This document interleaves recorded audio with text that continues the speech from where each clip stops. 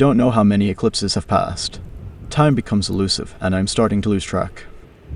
The wood has run out, and in the cave that served as my refuge is getting cold. I have no choice but to embark on the journey. The last stage of my wandering lies ahead.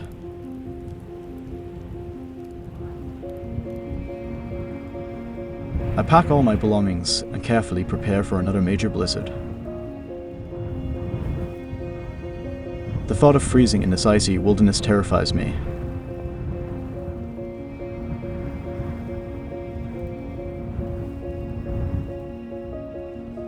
With tension in my heart, I step out of the cave.